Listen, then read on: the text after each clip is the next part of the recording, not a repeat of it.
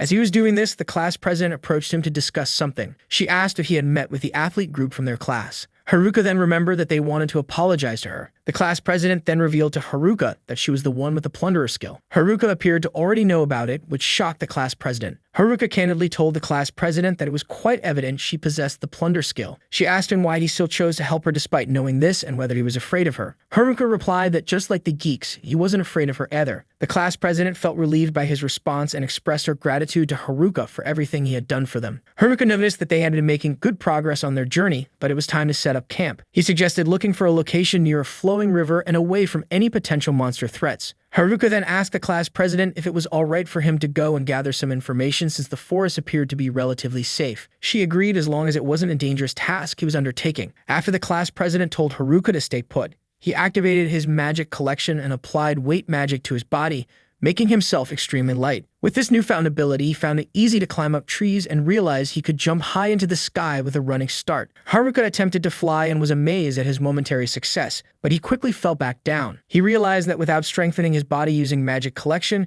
he would have died instantly. Nonetheless, he was glad to have gained something from the experience. From his elevated position, he could see everything more clearly. Seeing Haruka in that state, the class president became worried. He explained that he had attempted to fly to get a better view of the terrain from above, but ended up falling down. Despite that, he brought more fruit for the juice, which excited everyone. The next day, their journey out of the forest was much quicker, thanks to Haruka's reconnaissance.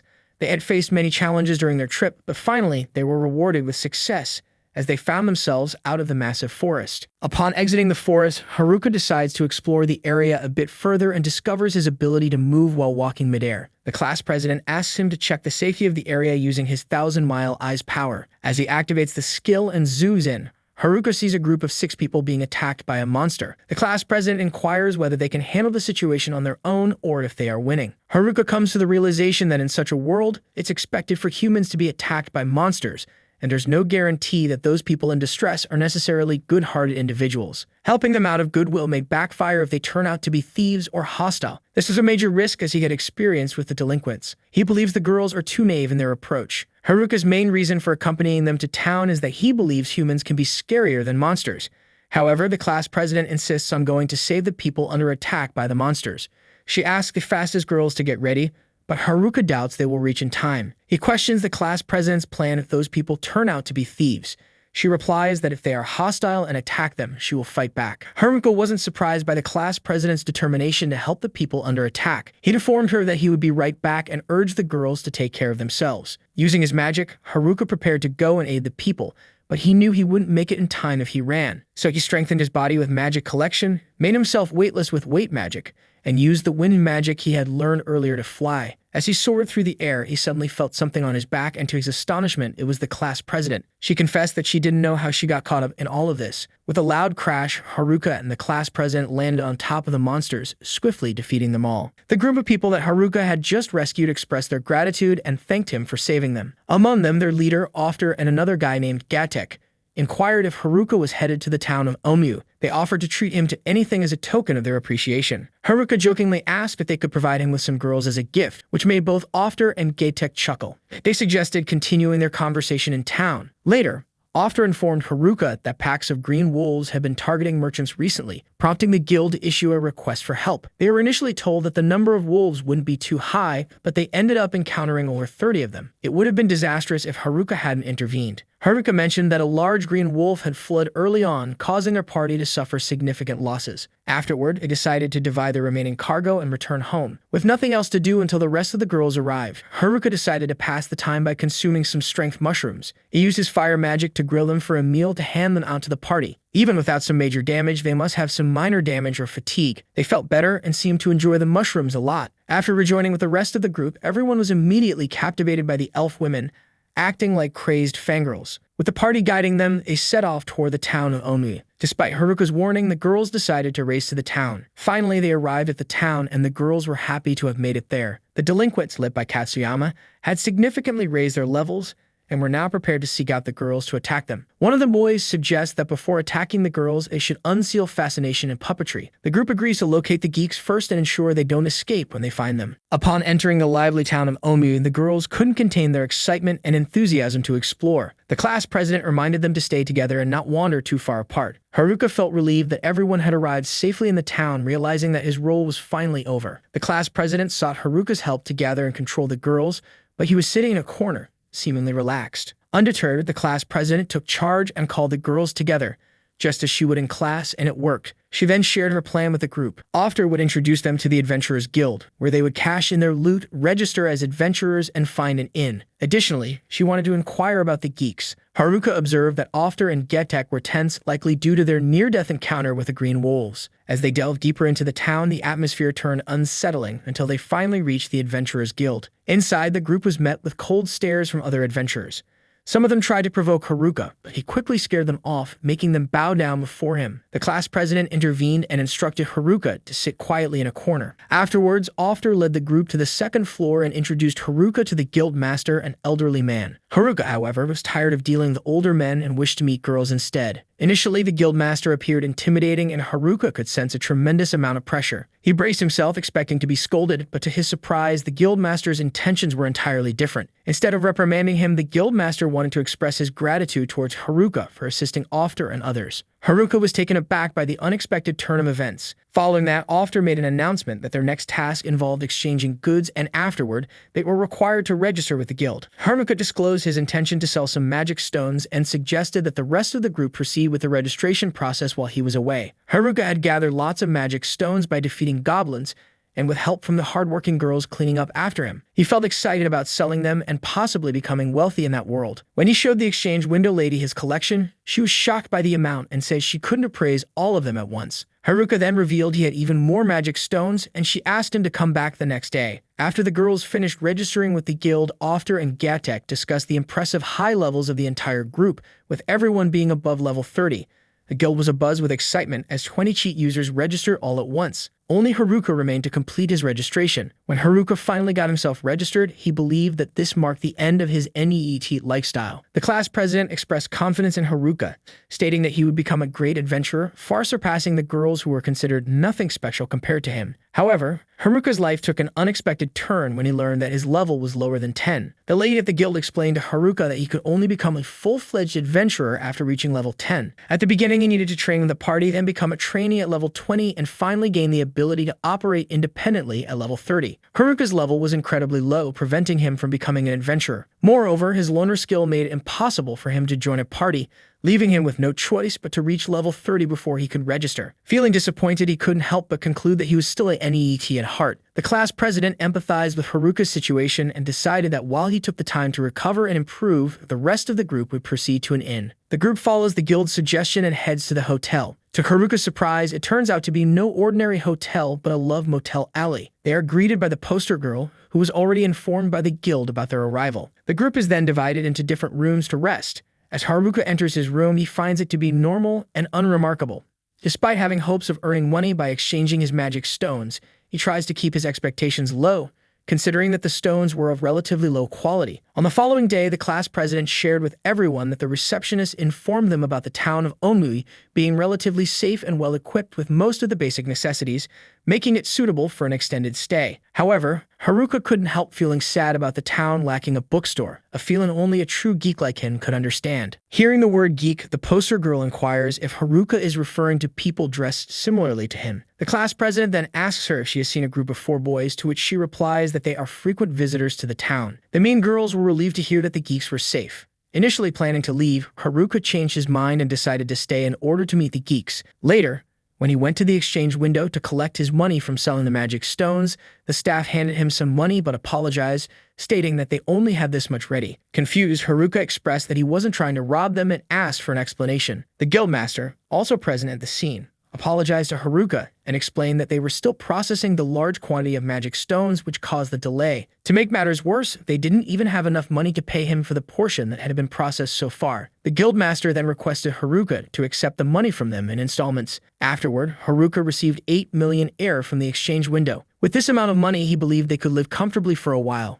Meanwhile, Gatek, who had been standing nearby, reminded Haruka of the time he promised to do anything to show his gratitude. Haruka felt thrilled at the prospect, knowing that Gatek would take him to a place filled with girls. Gatek led Haruka to a weapons shop, which left him disappointed as he was expecting something else. Gatek explained that the shop specializes in selling exceptional products from unique dungeons and caters to people who are not considered normal, just like Haruka. Feeling offended, Haruka took the remark personally. However, Gatek reassured him that despite the shop's peculiar appearance, he can vouch for the high-quality products they offer. The shopkeeper may seem a bit eccentric, but he is genuinely a good guy. Curious and intrigued, Haruka decided to browse the various products in the shop. He first tried on a magic reflection cloak, even though he hadn't encountered any magic attacks yet. However, he saw its potential as a valuable trump card for future situations. He then experimented with a power glove, finding it fascinating too. Impressed by the items, Haruka ended up trying out several other things and ultimately purchased them. Among the products, the necklace of Take 7 caught his attention, and he asked the owner about it. The owner explained that with this necklace, Haruka could store the effects of 7 other items, allowing him to use them later when needed. Excited by the possibilities, Haruka believed he could combine different items with the equipment he was wearing at the time,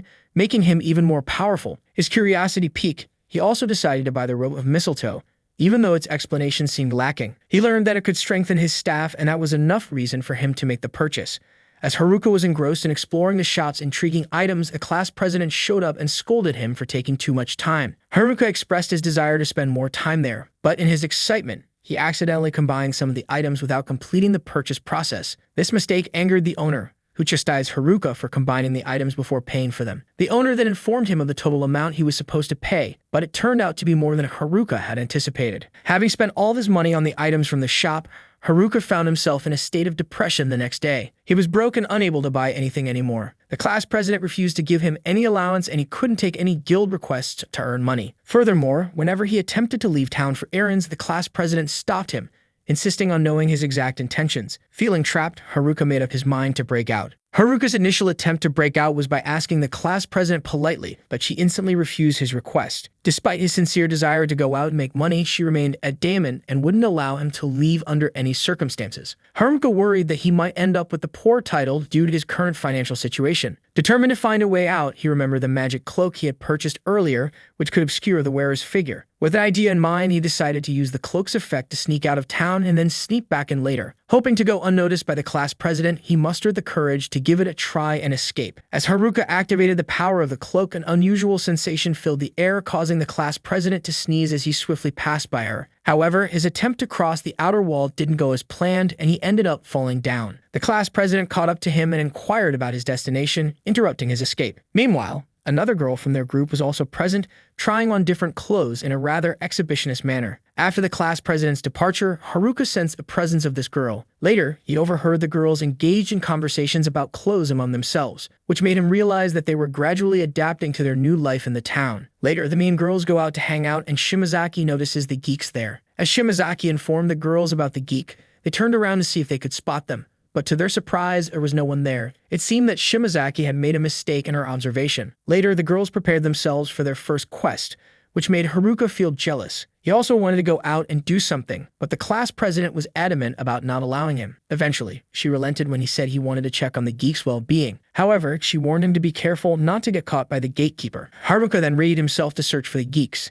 He put on his cloak and passed by the gatekeeper, who couldn't notice him. Soon enough, Haruka came across a strange village and decided not to go there since there was no geek or athletic group. He then came across a bunch of goblins and decided not to engage in a fight with them. Afterwards, Haruka stumbled upon a gang of bad people attacking a carriage. He still chose not to get involved with that whole situation. As he was about to leave, one of the bad people stopped him and asked where he was going. The thugs aimed to kill Haruka, who happened to be the witness. Frustrated by the sudden turn of events after leaving the city, Haruka employed his fire magic, setting the thugs ablaze in self-defense. Haruka realized that the fire staff he purchased from the shop earlier was very effective and powerful. The thugs became irritated with Haruka and his strength, but they refused to give up and attacked him once more. Nevertheless, Haruka defeated them once again. The thugs underestimated Haruka's power since he was only at level 9. However, they eventually grew exhausted and collapsed as they couldn't overpower him. Just then, a girl named Mariel, who was a noble, came out of the carriage to thank Haruka. Haruka thought she was not very useful and didn't react. When Mariel came closer and started screaming to get his attention, only then did Haruka acknowledge her. Meanwhile, the athletic group faced the delinquents.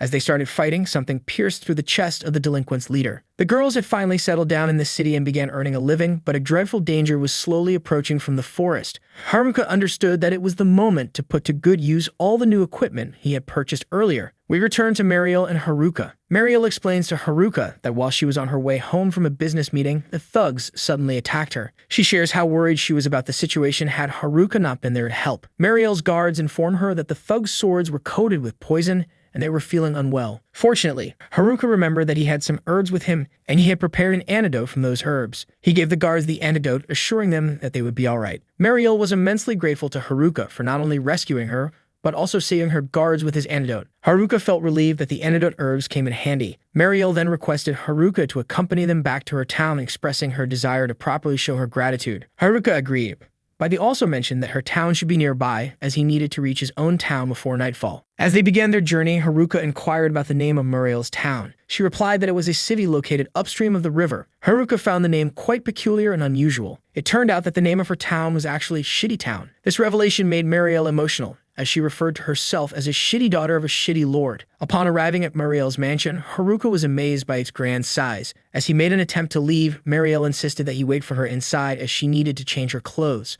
Haruka tried to defend himself by explaining that he had initially chosen to wait outside. Later, Haruka and Mariel shared a dinner together, and Haruka was astonished by the wide array of foods prepared in his honor. Mariel disclosed that she wanted to express her gratitude by inviting him to this meal, but Haruka couldn't resist devouring everything, which annoyed Mariel. After the dinner, Haruka received his reward, which turned out to be an ID card with the name Onwi engraved on it. Mariel explained that this card would grant him unrestricted access to enter and leave the city, and it would also change his status. However, Haruka got distracted by the dessert he was about to eat and wasn't paying much attention to Mariel's explanation. Mariel felt disappointed because she had even dressed up in a dress for Haruka. Later, when Haruka returned to the inn and examined the ID card, he became extremely delighted. Now he had the freedom to enter and leave the city of Onwi as he pleased. With the ID card in hand, Haruka came to the realization that not even the class president and the gatekeeper could prevent him from coming and going as he pleased. He knew he had to change his approach. His desire was to find the geeks and then return to his cave, since it was the only perfect home for him. As Haruka traveled back into the forest, he observed that everything remained unchanged. Abundant mushrooms dotted the landscape, fish swam in the waters, and numerous kobolds and goblins still roamed the area. Suddenly, an orc attempted to ambush Haruka from behind, but he swiftly dispatched the threat. Haruka found it strange to encounter an orc there, as they were usually deeper in the forest.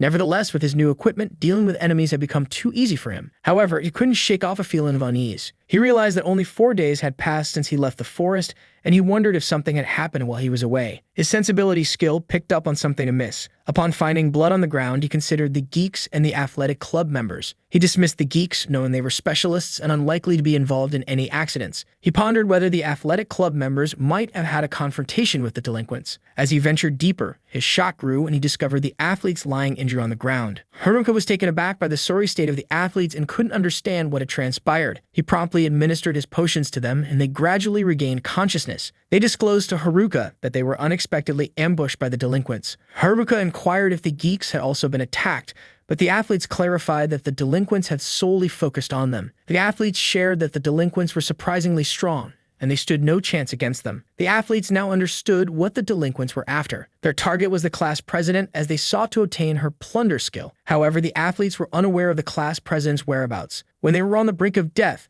the delinquents offered to spare them if they revealed the class president's location. That's why they sought refuge in Haruka's cave, fearing that the delinquents would follow their bloodstains to find them. The athletes believed that with Haruka's assistance, they could defeat the delinquents. However, Haruka made it clear that he would confront the delinquents alone. The athletes were astonished because they were confident that Haruka wouldn't stand a chance against the delinquents on his own. Despite their concern, Haruka insisted that their task now was to return to the city and apologize to the class president for their foolish actions. The group agreed to follow Haruka's instructions, and they set off for the city. Haruka understood that having the athletes by his side would undoubtedly be a significant advantage, but he was determined to face the delinquents alone. However, he also recognized that in his current state, he wouldn't be able to defeat them. He realized the urgent need to become stronger, as quickly as possible. To counter this, Haruka wrapped his fire staff with magic and combined multiple skills. With a powerful strike, Haruka defeated the Goblin King in one blow. Haruka realized that by combining his weak skills, he could make them useful. But just as he was celebrating, a level 50 Goblin Emperor appeared suddenly. Haruka knew he couldn't run away or defeat the powerful Goblin Emperor in a regular fight. Haruka decided to try the same strategy he used against the Goblin King. He knew he had to use all of his magic power and take a big risk. Suddenly, he obtained a new skill called Truth and Lie. Haruka's new skill emerged from combining all his skills. He attempted to defeat the Goblin Emperor with a single powerful blow but failed. The Goblin Emperor was too fast.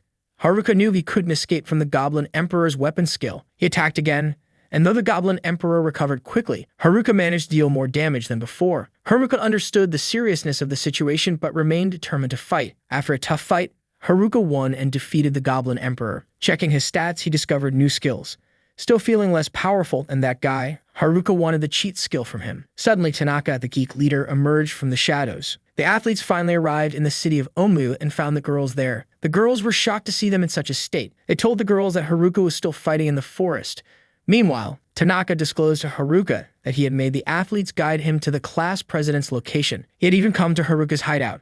However, Haruka informed him that he had already sent the athletes to the city to inform the girls about everything. Tanaka revealed that he had killed the delinquents by taking them by surprise, and he was one step away from realizing his plan. Haruka's suspicions about the delinquents were correct. It was revealed that everything had been orchestrated by Tanaka from the beginning. He confessed to manipulating the delinquents and breaking the unity of the class. Haruka questioned Tanaka about the other geeks, and Tanaka admitted that he had killed all of them, including the delinquents, totaling 12 people. Tanaka then declared that the conversation was over, as he needed to go get the class president. He belittled Haruka, calling him a small fry with leftover skills. This infuriated Haruka, and he vowed not to let Tanaka reach the class president before him, as he had promised her that he would return. Haruka pointed his fire staff at Tanaka, and he could tell that Tanaka was annoyed and prepared to fight. Haruka noticed that Tanaka possessed a considerable amount of magic power. As Tanaka launched his attacks, Haruka narrowly managed to dodge them one after another. Tanaka expressed surprise, acknowledging that he had underestimated Haruka, as he was not as weak as he initially thought. Curious, Tanaka inquired how long Haruka had been suspicious of him. Haruka revealed that he had been suspicious of Tanaka from the very beginning. Knowing Tanaka's background as a math nerd, Haruka found it odd that he would associate with the delinquents, suspecting that he must have had ulterior motives for doing so. Haruka inquired when Tanaka had started planning all of this, and Tanaka admitted that he had conceived the plan right from the beginning. His idea took shape when he came across the meddling skill, which could manipulate a target's movements to some extent. Seeing this skill, he wondered how he could exploit it to break the unity of the class. Tanaka then restrained Haruka and launched an attack, but to his surprise, Haruka absorbed his magic. Haruka was relieved that the mistletoe ivy he had compounded at the weapon store seemed to have an unknown effect, although he hadn't tested it before. Recognizing the need to act swiftly, Haruka aimed to strike before Tanaka could utilize his weapon skill. He knew he couldn't miss this chance as Tanaka appeared to be in shock. Tanaka managed to block Haruka's strike, and he had only pretended to be surprised. He disclosed his intention to break Haruka's spirits, revealing the array of weapons he planned to use to accomplish it. Haruka realized that Tanaka's attack patterns were too diverse, making it impossible to defend against all of them. As Haruka took a critical hit from Tanaka, he asked if his spirit was broken yet. Haruka realized that the situation was even worse than he had expected. Tanaka ruthlessly attacked Haruka, and he struggled to evade all of the strikes. Haruka was surprised to see that Tanaka's weapon skill was even faster and stronger than he had anticipated. Tanaka used various skills against him. Haruka eventually figured out Tanaka's skill, which turned out to be the copycat skill. This ability allowed Tanaka to copy and use any skill just like the original. Haruka realized that all of the moves Tanaka executed were a result of copying the skills of the 12 people he had killed. Tanaka kept relentlessly attacking Haruka without giving him any chance to rest. Haruka appeared to be completely overwhelmed. However, it turned out that Haruka was just pretending to be defeated. He accidentally dodged one of Tanaka's attacks, revealing that he had seen through Tanaka's copycat skill. Haruka noticed that Tanaka never used the same skill repeatedly on him, which helped him figure it out. Tanaka panicked because he was worried about exhausting all the limits of his copied skills. Haruka realized that he still had a chance to win the fight. Haruka had even gotten used to Tanaka's speed and was able to land a hit on him. Now it was Haruka's turn to attack Tanaka, but Tanaka resisted fiercely and continued to launch powerful attacks. Despite the resistance, Tanaka was impressed by Haruka's skills, but he couldn't understand why he was losing to someone like Haruka. Tanaka then revealed that he had no other option but to use his ultimate trump card. He activates his ultimate cheat skill, and Haruka didn't find it any different from his other skills. Unexpectedly, the ground beneath them started to crumble, and Haruka believed that breaking the ground might be Tanaka's trump card. However, it turned out that Tanaka had attacked Haruka from behind, using his instant death skill. As a result, Haruka fell unconscious to the ground. Tanaka celebrated his victory, claiming that Haruka had forced him to use his ultimate trump card earlier than he intended. He had planned to save that skill for later, but Haruka's strength made him use it during their fight. Tanaka stated that once he obtained the plunder skill, he could use his ultimate cheat skill as much as he pleased. As he prepared to leave, Haruka suddenly stood up and asked Tanaka where he thought he was going. Tanaka was astonished to see Haruka alive and standing. Haruka disclosed that he possessed the healthy skill, which made Tanaka's skill less effective against him. He also mentioned that his luck had surpassed its limits. When he fell to the ground earlier, he was actually playing along with the act. When Tanaka inquired how Haruka could move despite him using the meddling skill, Haruka revealed his secret. He explained that he had been using the good-for-nothing skill when facing opponents who could control his body. Even when he was hit by the meddling skill, which disrupted his nerves, he could use the good-for-nothing skill to regain control over his body. Tanaka became furious and launched his lethal skill at Haruka. However, to Tanaka's dismay, the skill had no effect on Haruka, who calmly told him that he had just wasted his skill on him. We are taken back to Tanaka's past when he found his everyday school routine incredibly boring. The class seemed dull to him because he was exceptionally intelligent, and he despised being surrounded by low-intelligence people. He often wished for his school life to end soon. Then, unexpectedly, a bright light engulfed the entire class, transporting him to a fantasy world. Tanaka couldn't contain his excitement when something suddenly appeared before him, the skill board. He became elated, realizing that if he used it wisely, he would never be bored again. He meticulously calculated various scenarios to ensure he wouldn't get bored in the future, even if it meant killing his own classmates. Tanaka's plan began by using meddling to break the class apart. The next step was to copy everyone's skills with copycat and eliminate any obstacles. Finally, he aimed to copy the plunder skill, which he had already copied, to plunder the original. By killing everyone and taking all their skills, he believed he could become the strongest and most perfect being. Tanaka expressed his frustration with Haruka, questioning why he had to stand in his way. During their fierce battle, Tanaka managed to pierce through Haruka's shoulder. Despite this, Tanaka remained confident of his victory. However, Haruka was determined not to give up easily. He pointed out that while Tanaka might excel at calculations, he hadn't put in any effort beyond that. Tanaka had become conceited with his cheat skill and lacked the drive to improve. In contrast, all their classmates were giving their best in this world, except him. Haruka then used his truth and lie skill on Tanaka again and delivered a decisive strike. As he prepared to leave, Haruka asserted that even though he might not possess a cheat skill, he could still find ways to cheat his way through everything. As Tanaka was making his way back, he appeared to be in a severely weakened state. He realized that his fight with Haruka had been intense, and even a single wrong move could have cost him his life. The repercussions from using the good-for-nothing skill hit him all at once. He had exhausted all his MP, and the after effects of the truth and lie skill were taking a toll on him. Unable to endure any longer, he collapsed. At that moment, the geeks found him and reassured him that it was their turn to save him now. Haruka asked the geeks why they had come to the forest, and they explained that when they returned to town, they heard rumors about Haruka still fighting there. Unable to simply wait, they decided to search for him. On their way back to the city, they noticed the entire class waiting at the gate for Haruka's return. The girls were visibly relieved to see him alive. For Haruka, who was used to being a loner, seeing so many people together was overwhelming. The athletes praised Haruka for defeating Tanaka. Meanwhile, Shimazuka was hesitant to talk to Oda, one of the geeks. With encouragement from her friends, she finally apologized to him. She felt guilty because despite the geeks' efforts in helping them survive, they had still been driven out of the base. However, the geeks were understanding and told her not to apologize. Haruka then decided it was time to return to being a loner, but the class president stopped him. She asked if he had anything to say to her and then hugged him, questioning why he wanted to leave them. She revealed that she had been worried about Haruka, wondering if he would ever return. But now she was relieved that he came back alive. In a distant, dark pit, a mysterious being sat alone, patiently waiting for someone to approach. Meanwhile, Haruka woke up from a peculiar dream about a dungeon located somewhere. He was still recovering from the injuries he sustained during the fight with Tanaka. Feeling hungry, he thought about getting something to eat. The geeks then approached him, revealing their plan to explore a labyrinth, which supposedly contained fascinating and valuable items. Haruka found the idea of exploring the labyrinth quite intriguing. Haruka believed that the most important thing for him was to return to his cave now that he had defeated Tanaka and found the geeks and athletes. However, the class president stopped him, saying she needed to talk to him. She confronted him about facing Tanaka alone, as it was too dangerous. She wanted him to stay safe and not engage in such perilous endeavors on his own. Haruka apologized and assured her that he wouldn't take such risks again. The next day, Haruka was determined to explore the labyrinth, wanting to avoid another lecture from the class president. As he set out, he sensed a group of monsters approaching, and it turned out to be a bunch of orcs. They seemed determined not to let him enter the dungeon.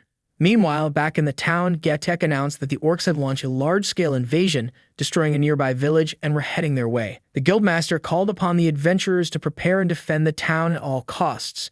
The class president decided to assist the guildmaster and wondered where Haruka had gone. Meanwhile, Haruka found himself engaged in a battle with a group of orcs as he tried to make his way into the dungeon. At the town's entrance, the guildmaster rallied everyone, urging them to be on high alert. Meanwhile, Haruka had been locked in a fierce battle with the Orc King. Despite the tough fight, Haruka emerged victorious, defeating the entire army of orcs. With the path clear, he finally spotted the entrance to the dungeon and ventured inside. Inside the dungeon, Haruka was impressed by its historical appearance, realizing that many adventurers had journeyed through it in the past.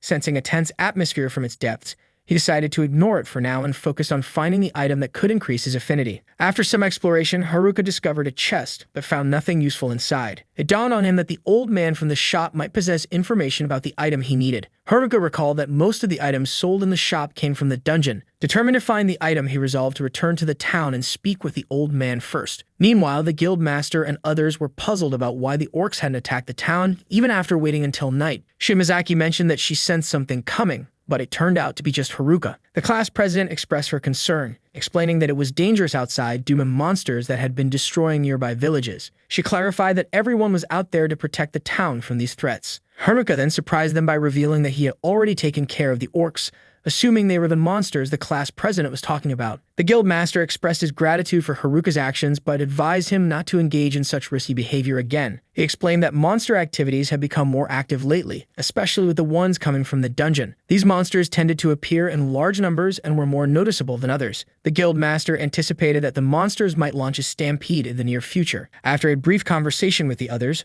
Haruka made up his mind to head to the shop. The following day, Haruka visited the shop owner, who initially didn't want to talk to him since he had nothing to sell. However, Haruka clarified that he wasn't there to make a purchase.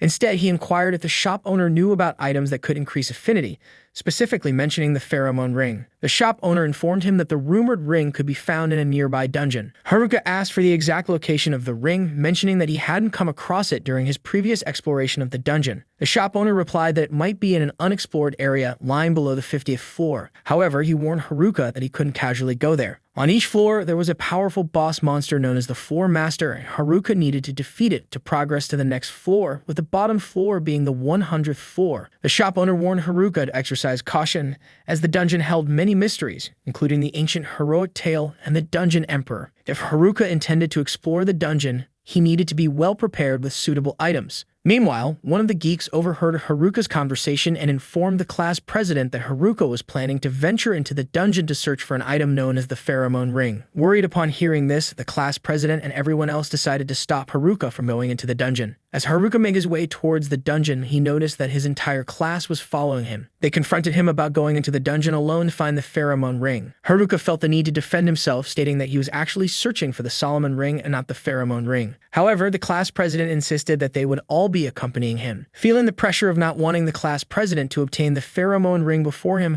Haruka hurriedly entered the dungeon with the whole group following closely behind. As he continued his progress, Haruka suddenly fell down as he discovered there was no ground beneath him. As Haruka fell, he managed to survive by landing safely on the ground below. He thought he was on the lowest level and noticed a suspicious corridor, but chose not to go there. When he tried to go back up through the hole he fell from, it was too small for him to fit, so he decided to test his skills in understanding spaces and sensing traps. He found a long corridor without any traps and saw a big open area ahead. Haruka thought that exploring this new area might help him figure out how to get back to the surface above. As Haruka ventured further into the corridor, he noticed that the air was becoming difficult to breathe. The concentration of magic energy in the corridor was much denser than what he experienced in the forest. All the energy seemed to be converging towards a single point. Nevertheless, Haruka continued on and came across a door at the end of the corridor. Upon opening it, he felt a foreboding and sinister surge of magic energy. Disturbing images flashed through his mind, threatening to overwhelm him. Haruka knew he had to remain vigilant and keep moving forward. It was then revealed that the dark image he witnessed belonged to the 100-level Dark Labyrinth Emperor. Haruka's classmates are searching for him on the 47th floor, but they can't find any trace of him. The girls are growing concerned, but the leader of the athletes assures them that Haruka will be okay. He explains that there's merely a rumor about a dark figure in the ancient labyrinth they are exploring. The guild closely monitors this labyrinth, and even those with cheat skills like them were initially not allowed to explore it. The labyrinth's authority seems to extend even to the Labyrinth King boss on the lowest floor, who obeys the Labyrinth Emperor. Seeing that Haruka was always the one who saved them, the girls resolved to rescue him in return. Meanwhile, Haruka attempted to appraise the Dark Emperor, but the process glitched, and he could only see a few stats due to the contacts effect. However, one thing was certain: the Labyrinth Emperor was significantly stronger than Tanaka. He possessed 3 races: the Fairy Knight Delahan, the highest magician Lich, and the immortal No-Life King. This indicated that his skills, magic, techniques, and equipment were all top-notch. Haruka realized that he might not stand a chance in a long-range magic battle and decided to focus on close-range combat instead. Activating his stealth attack, he tried to strike the Dark Emperor, but the enemy dodged and counterattacked swiftly. Undeterred, Haruka analyzed the Dark Emperor's weak spot and expressed determination to uncover the secret behind his incredible speed. In his quest to unravel the mystery behind the Dark Emperor's supersonic speed, Haruka realized he needed to switch to speed mode. Despite his efforts, he found it challenging to keep up with the Dark Emperor and couldn't land a single hit. Determined not to give up, Haruka activated his God's Eye skill, which allowed him to glimpse into the future slightly. However, he understood that even a momentary lapse in focus could lead to disastrous consequences, as the Dark Emperor's power was formidable. Therefore, he pushed all distractions aside and focused solely on the battle, resolved to keep fighting all his might. After a tough and tiring battle, Haruka was almost at his limit. He had little energy and magic left. His vision was blurry, and he didn't know how much longer he could fight. Surprisingly, the Dark Emperor, who had been perfectly fine, stopped attacking him. Haruka noticed that the Dark Emperor didn't want to kill him at that moment, but he understood that the enemy could end his life easily whenever he wanted. As Haruka bravely attacked the Dark Emperor, he noticed that the Emperor wasn't trying to kill him, even though he could do it easily. The Dark Emperor seemed to be controlled by the shadows, and the skeleton itself showed no intent to harm. It was the shadows that were forcing him to fight. During the battle, Haruka's cane started emitting light, and he realized that it wanted to absorb the shadow. He used his cane on the shadow, causing it to vanish. After this, the Dark Emperor appeared unwilling to fight any longer. Haruka then questioned the Dark Emperor, asking if he wanted to die so he could be free from the shadow's curse. The Dark Emperor seemed to prevent the shadow from killing Haruka. Haruka realized that if he spared the Dark Emperor now, the shadow's curse might return to haunt him again. However, he felt sympathy for the Dark Emperor and couldn't bring himself to kill him. Despite everything, the Dark Emperor was just a lonely individual, much like Haruka himself. In the end, Haruka chose to embrace the Dark Emperor, showing empathy and understanding rather than taking his life. Haruka sensed no malicious feelings from the Dark Emperor Angelica, despite the shocking revelation that she was a girl, not a guy. Deciding to find a way out together, they encountered some stairs that could lead them back to the surface. Haruka knew the monsters would surely block their path, and the thought of fighting them frightened him. He believed he might stand a chance against one monster, but if there were multiple, he wouldn't survive. As predicted, the monsters were drawn to Haruka and began chasing him. However, in the chaos, they accidentally pierced a hole through the floor and fell down. Haruka and Angelica managed to escape their pursuers. The armor they obtained from the defeated monsters was handed to Angelica, but it was too big for her. Surprisingly, the armor adjusted itself to perfectly fit Angelica's size. After some time, Haruka sensed the presence of someone else, who turned out to be a Lich. The Lich was resistant to physical attacks, and only holy magic could harm it. Remembering his previous encounter with the Labyrinth Emperor, Haruka believed his wood cane might be effective against creatures like the Lich. To his relief, the wood cane indeed worked on the Lich. As they progressed further, Haruka used his fire magic to fend off a swarm of moths, followed by a group of caterpillars. As they reached the 95th floor, both Haruka and Angelica sensed a formidable enemy nearby and prepared for a battle. The floor was littered with swords, and suddenly, the boss of the 95th floor revealed himself before them. And that's how the first part of this manhwa ends. Well guys, if you like this video and you want a second part, comment below with the word part 2, also subscribe to the channel. Hit the bell and like the video. But most important, leave a comment. Until the next video.